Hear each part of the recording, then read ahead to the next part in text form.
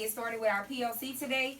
This particular PLC is coming from we had the opportunity to attend the National EL Conference. And so one of the things that they said there was to make sure that you write out about how your students are performing in particular areas such as exceeding expectations, meeting the expectations, or below expectations. You want to focus on what they can do and the things that they cannot do. That's what you want to hone into to provide support with intervention. And so you guys have a writing piece that you're presenting today. Ms. Wolf, if you can go ahead and lead us in what your topic was and read that, and also Ms. Baker is going to take lead of the PLC. All right, so our topic was about what paleontologists do. Our prompt, do you want me to read it? Or? Yeah. Okay, so it says, read the interview with Dr. Sheila Fernandez, a paleontologist, then write to explain what a paleontologist is, include 3 key details from the text about the job of a paleontologist, and then it says choose at least 3 science content vocabulary words within your writing. And it's got some of the ones that we've been using with EL and science. And then it gives a little interview from a paleontologist, so the kids had to read it, and then they had to, we had an organizer that they had to fill out, and they had to give us their topic sentence, which was what a paleontologist does, and then pick out 3 details from the text that support what a paleontologist does, and then wrap it up with a closing sentence. Okay. Okay, so you guys were asked to group your students into 3 groups. Students that met expectations, students that performed below expectations, and then students that exceeded those expectations. And then once those groups were formed, underneath, just in general, what were some of the characteristics that you guys saw in each of those groups? So let's begin with, you want to start with the met expectations, the characteristics, and then go up and then go back down? Okay, so Ms. France, you want to start with some of the characteristics of work for those students that met the expectations? That met or exceeded, met. Let's do met. Okay. They were able to use at least 2 of the science content vocabulary without prompting. Okay, now that's taken directly from the rubric, right? Your met expectations. Yes. They were expected to. But Okay. it did follow That's in proficient, line. Yeah. They were basically on topic. And they were able to include 3 details. However, the details weren't necessarily separated in the way that we did it on the graphic organizer. Okay. So there was still the struggle with organizing, but they were familiar with the content. Also, their sentence structure tended to be simple, Okay. but they did understand what they were writing. All right. Anybody else had something that they added to met expectations? That's kind of what I put. I put just lackluster sentences, like they met the criteria, but it wasn't, there wasn't a lot of adjectives. There weren't a lot of details. It was very basic answering the prompt. So Their writing conveyed a sense of understanding. yes, yeah. Like they would list the tools, they would Right. they would get it, but they wouldn't. Expand on Yeah. yeah. So then those students who did, would that be the characteristics that you would see and those exceeded the expectations? Yes, They're- using those Right. specific details, They able to use always them in Use context. transition words, they use Yeah. dialogue, they Can always had the somebody main maybe idea. read one at the proficient level, and then, so then when we talk about the, exceeding and the below, we can kinda hear how it's different? You want me to go? Sure. A paleontologist is someone who studies fossils. One of the things they do is they study fossils to learn as much as they can about animals. They also carefully remove fossils from the ground. Another thing they do is some paleontologists study animals and some study plants. A paleontologist is cool. So not like when he talks about removing them from the ground, some of my exceeding expectations would have put the tools that they use. Okay. And talk Have about more what they details, do. Yeah. okay. So, And a paleontologist, yeah, he's very that repetitive. with the Yeah. sentence structure, okay? Is that pretty indicative of what you guys are Yes. seeing? Yes. Okay. Yeah. Can you read one? This one is Mr. an Harper? exceeding one. Okay. She put, paleontologist is a scientist who studies fossils. Dr. Fernandez is a paleontologist. First, Dr. Fernandez worked at a museum. Then she studies fossils to learn as much as she can about the ancient life. After, she carefully removed the fossils that she discovered from the ground. At last, she said, if you want to be a paleontologist, you have to do well in math and science. So she used a lot of transition. Transition words. Okay. And obvious she used the text. Mhm. Yeah, she was using, yeah. Exactly. I'm the thinking about interview. those shifts, Right, exactly. that you guys did a good job even with your prompt and incorporating those shifts. Along with the evidence. Yes. Alright. Okay. What about the below expectations? What were some of the characteristics? A lot of mine just don't make sense. Yeah. They don't have a Okay. sense of closure. They just state one or two facts that they underlined, you know, under one of the little sections, and just, I don't know what they're saying, actually. Okay. I have some low ones with handwriting or just the spacing between their words. Like this little guy, he worked so hard, pickaxe and chisel to spell it correctly, but his letters are on top. We've been working on with spacing specifically for this student. And then others just kind of a little messier, but we're getting there. But the understanding. The understanding there, yes. Yeah. These would be the more simple sentences. There's a little more repetition, just because they can't clearly read what they wrote, so it just gets written. I don't know, they can kind of get lost in what they're writing. This student got lost in what he was writing. I had one of my kiddos, like, he wrote, but then I said, okay, come sit by me, point to what you wrote, and talk to me, and I typed exactly what he said. So at least now, there's something where we can go back for his final draft. So, I have one in a similar situation where he writes, and he has a 504 plan in place, and then I'll go back and I have him dictate to me, and I write word Right. for word. Can you read that one? Sure. I'll read my version. It says, I will be a good paleontologist. Tools such as pickaxe, chisel, brush, and a notebook. So I use his exact words that he gives me. yes. I work at a museum and sites where fossils are found. A fossil is a remain of animals and plants. That's interesting. I had some of my kids talk in the first person. He did. He's one of the only ones and it that was used like, it like that. Okay, yeah, I would do this. I actually want to highlight that when we touch back and talk about it some more in class. And Okay. just the person.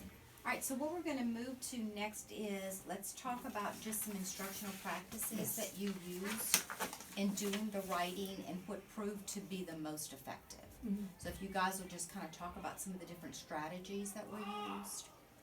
We had a group discussion where we actually, I had them separate into groups and they had jobs. And, the person, bless you, the person who wrote had to really pay attention to what the other kiddos were writing. And my strong students were not the ones who were the writers. I had my weaker students be the writers. And so it forced the stronger writers to actually pay attention to what they were communicating and what the other kiddo was picking up on. And then they would get up and present the person, like someone who helped, but also the kid who struggles. And then later, they wrote independently. But it was a good way to give some support on the writing of this content that the kids actually understand. So talking about it, That discussing helps a it lot, before discussing oral writing. rehearsal, Yes. Yes. Yes. Okay, anyone else wanna share? a strategy. I mentioned earlier about the conclusions. I have my group of met the expectations for the most part. They hit everything, did a little more complex sentences, but their conclusions were lackluster. And I think there's something in the prompts about leave it with a question. So my next angle is to present them the right kind of question to conclude with, something that, you know, is meaningful for your reader and doesn't leave your reader hanging. And that's a question I had for you when you said that. Did you model the use of a good conclusion? That's what we're gonna go back to now that our finals are done. I'm Yeah. gonna really work with them on my next Right. writing activity. That'll be a focus. Or even using text, like when you read those nonfiction texts, look to the a mentor text and look for how point. they end their work. It's very powerful. And that's one of the things that they said too at the workshop, that it's okay if kids copy you. You want them to see that first good instruction, so that's good as well. And that's what I think I'm trying to wean mine off of, because I did a lot of that at the beginning. Now I just gave them the basic sentence starters, like 2 or 3 words, just to get them started, but I wanted to see what they could give me. After I read through the text with them and I had students, popcorn read, but I wanted to see what they could give me, because I'm trying to wean them off of so much modeling and so much scaffolding, so. And we're gonna And- talk, I'm sorry, I was just gonna say, we're gonna talk about next steps, but, you guys have your graphic organizer. So as you move forward with informative writing, informational writing, just making sure that they still use that, and then it becomes, like a repetitive, where they are used to using that. They're in a So they routine can of work- it. Yeah, routine, they can organize their thoughts. I'm sorry for you. I was just thinking about what the group said this morning. They wanted to get into journaling, and so that way in your journal you can see how they progress. You have to get in the mindset that it is gonna maybe start off slow with the writing, Yeah. but as you progress through the year, it's gonna get better.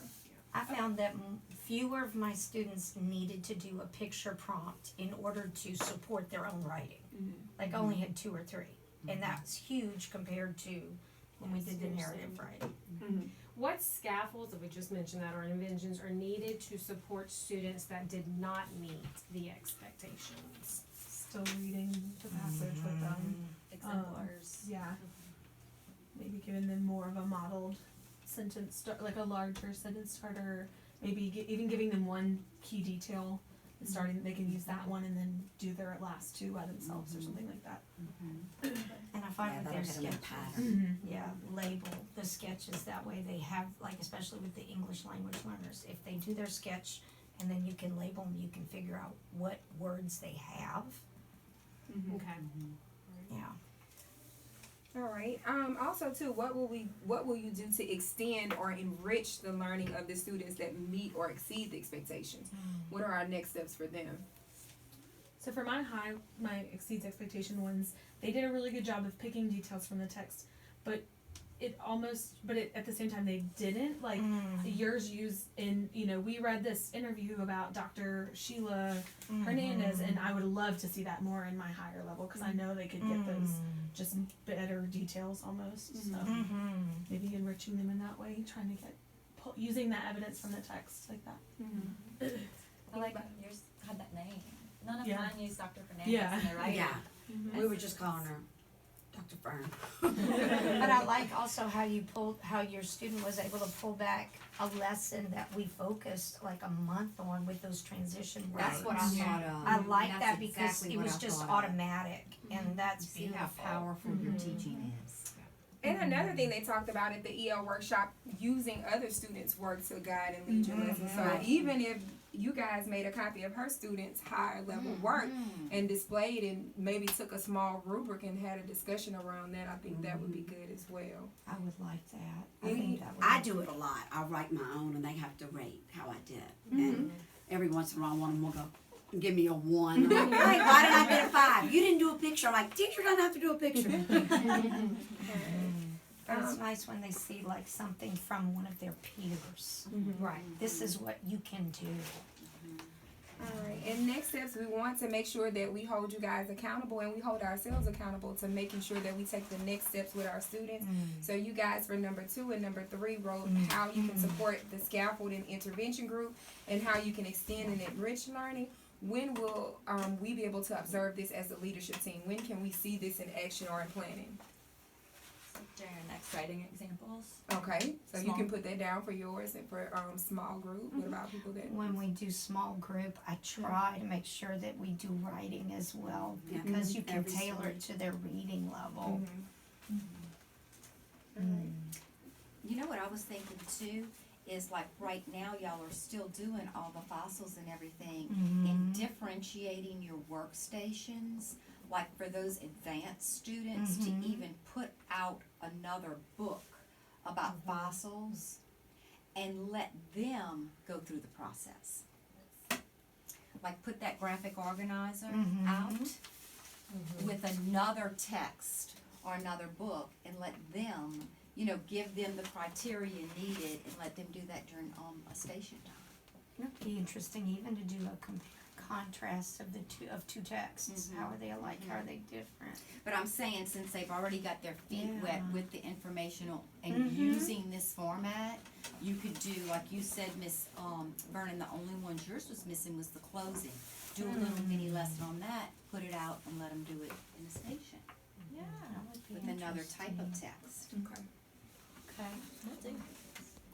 So the next steps, what Ms. Baker is gonna do, she's gonna make a copy of your student list, and we're gonna hang it up in the data room. Do you guys have any questions or concerns in relationship to writing and next steps? Any strategies that you may need support with?